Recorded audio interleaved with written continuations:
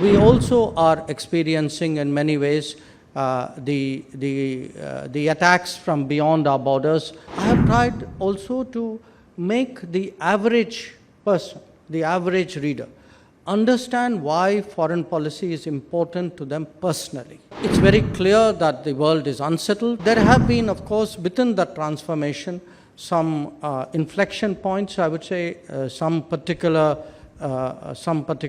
moments of salience. I would describe the Article 370 decision as one of them. I think what has changed on our borders with China is another. The whole neighborhood. In fact, I tried to explain that there's really a new construct of foreign policy that has come into making. And of course, since I am in politics, and many of you certainly follow politics, we also are experiencing in many ways the attacks from beyond our borders, which are often ideological and agenda-driven.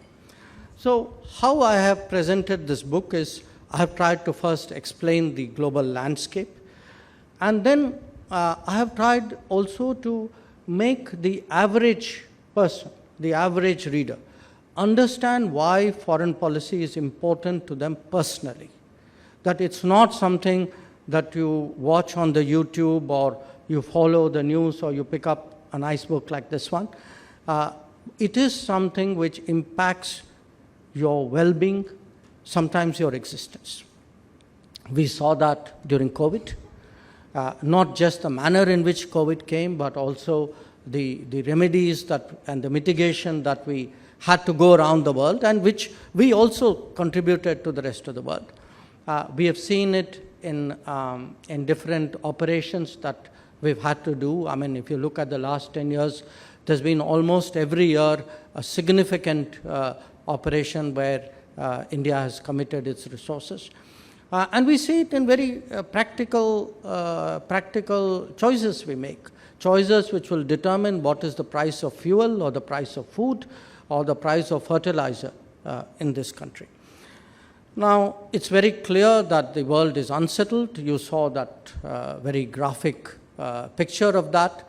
There's a more wordy description in one of my chapters. And then I, of course, spell out the changes of the last decade. What has particularly, where has Indian foreign policy changed? Why has it changed? What are the thought processes behind that? In that sense, really, what is the impact which Prime Minister Modi has made on foreign policy?